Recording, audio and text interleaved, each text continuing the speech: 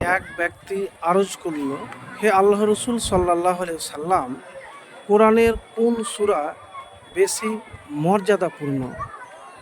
তখন নবীজি সাল্লাল্লাহু আলাইহি সাল্লাম বললেন, কুল হু আল্লাহু আহাদ। সে আবার জিজ্ঞেস করলো, কোরআনের কোন আয়াত বেশি মর্যাদা?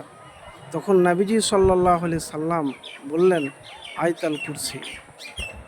সে পুনরায় আবার বলল, হে আল্লাহর নবী সাল্লাল্লাহু আলাইহি সাল্লাম, কোরআনের কোন আয়াত এমন যার বরকত আপনার ও আপনার উম্মতের কাছে পৌঁছাতে আপনি ভালোবাসেন?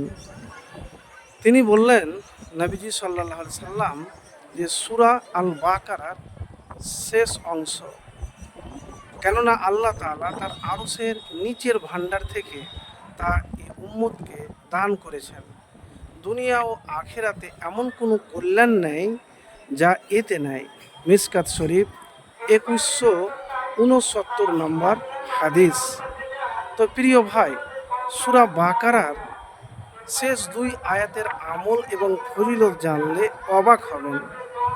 আবু মাসুদ আনসারী রাদিয়াল্লাহু তাআলা বর্ণনা করেছেন যে রাসূলুল্লাহ সাল্লাল্লাহু আলাইহি সাল্লাম বলেছেন, যে ব্যক্তি সূরা আল বাকারার শেষের এই দুটি আয়াত পড়বে তা ওই রাতে সে ব্যক্তির জন্য যথেষ্ট হবে। বুখারী শরীফ 4008 নম্বর এবং 5009, মুসলিম শরীফ 808 নম্বর হাদিস। নুমান ইবনে বাসির রাদিয়াল্লাহু তাআলা আনহু বর্ণনা করেছেন, নবীজি সাল্লাল্লাহু আলাইহি সাল্লাম বলেছেন, আল্লাহ তাআলা আসমান জমিন সৃষ্টির 2000 বছর আগে একটি কিতাব লিখেছেন। সেই কিতাব থেকে তিনি দুটি আয়াত নাজিল করেছেন। সেই দুটি আয়াতের মাধ্যমে সূরা আল বাকারার সমাপ্ত করেছেন। যে ঘরে 3 রাত এই দুইটি আয়াত তেলাওয়াত করা হয়, শয়তান সে ঘরের কাছে আসতে পারে না। তিরমিজি শরীফ 2882 নম্বর হাদিস। জুবাইর ইবনে নুফাইর রাদিয়াল্লাহু তাআলা বর্ণনা করেছেন যে রাসূলুল্লাহ সাল্লাল্লাহু আলাইহি সাল্লাম বলেছেন, সূরা আল বাকারাকে আল্লাহ তাআলা এমন দুটি আয়াত দ্বারা শেষ করেছেন যা আমাকে আল্লাহর আরশের নিচের ভাণ্ডার থেকে তা দান করা হয়েছে। তাই তোমরা এই আয়াতগুলিকে শিখবে, তোমাদের স্ত্রীদেরকেও শিখাবে, কারণ এই আয়াতগুলো হচ্ছে রহমত ও আল্লাহর নৈকট্য লাভের উপায়। দিন দুনিয়ার সব কল্যাণ পাওয়ার দোয়া। নবীজি সাল্লাল্লাহু আলাইহি সাল্লাম বলেছেন। হাদিসটি মিশকাত শরীফ 2173 নম্বর।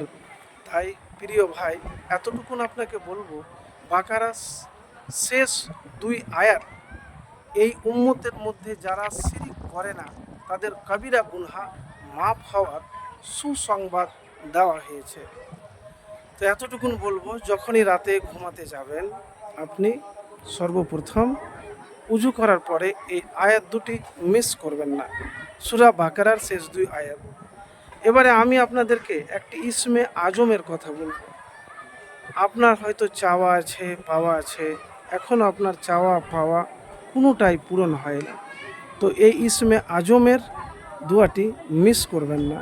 তো ইসমে আজমটি প্রথমে আপনাদেরকে বলবো আমি, এবং ইসমে আজমের ব্যাপারে নবীজি সাল্লাল্লাহু আলাইহি সাল্লাম কি বলেছেন এতটুকুন বলবো, যে নবীজি সাল্লাল্লাহু আলাইহি সাল্লাম বলেন, যার হাতে আমার প্রাণ তার শপথ, নিশ্চয় এ ব্যক্তি আল্লাহর কাছে তার ইসমে আজম ধরে প্রার্থনা করেছে। যে নাম ধরে ডাকলে তিনি সাড়া দেন, যে নাম ধরে চাইলে তিনি প্রদান করেন। তিরমিজি শরীফ 3475। তো ইসমে আজম হলো আল্লাহুম্মা ইন্নী আসআলুকা বিআন্নী আশহাদু আন্নাকা আনতাল্লাহু লা ইলাহা ইল্লা আনতাল আহাদুস সামাদুল্লাযী লাম ইয়ালিদ ওয়া লাম ইউলাদ ওয়া লাম ইয়াকুল লাহু কুফুওয়ান আহাদ। তো এই আয়াত ইসমে আজম পড়বেন, পড়ার পরে আপনি হাত উঠিয়ে আল্লাহ রাব্বুল আলামিনের কাছে দোয়া করবেন। আপনার ভাগ্য খারাপ, হতাশ হবেন না। যত বেশি আপনি আল্লাহর কাছে দোয়া করবেন, নবীজি সাল্লাল্লাহু আলাইহি সাল্লাম বলেছেন যে দোয়া একমাত্র বান্দার তাকদির, ভাগ্য বদলে দেবে। তো যদি ভাগ্য বদলাতে চান তাহলে আপনি দোয়া করুন, আর দোয়া পবিত্র হয়ে করেন। দেখবেন আপনার যে চাওয়া মনের, আল্লাহ রাব্বুল আলামিন সব পূরণ করে দিবেন। আল্লাহ রাব্বুল আলামিন এটাও বলেছেন ইসমে আজমের ব্যাপারে যে তার দোয়া কবুল করা হবে, যা চাইবে তাকে দান করা হবে। তো ভাগ্য ইনশাআল্লাহ, ভাগ্যের জন্য যদি করেন তাহলে ভাগ্যের জন্য দোয়া করবেন, রিজিকের জন্য করলে রিজিকের জন্য আপনি অবশ্যই দোয়া করবেন, মিস করবেন না। আপনি যা চাইবেন, কিন্তু আগে মুত্তাকি মুমিন হতে হবে। তো প্রিয় ভাই, রাতে ঘুমানোর আগে সূরা বাকারা 2টি আয়াত মিস করবেন না। আর যখন আপনি দোয়া করবেন, এই ওজিফাটি করবেন একটা নির্দিষ্ট সময়ে করবেন, আসরের পর হোক, মাগরিবের পর হোক, ফজরের পর হোক, গভীর রাত্রে হোক, যে সময়ে করবেন আপনি ওই সময়ে অবশ্যই নির্দিষ্ট একটা টাইম মেনটেন করে করবেন। একবার করে দেখুন, ফলাফল পাবেন ইনশাআল্লাহ।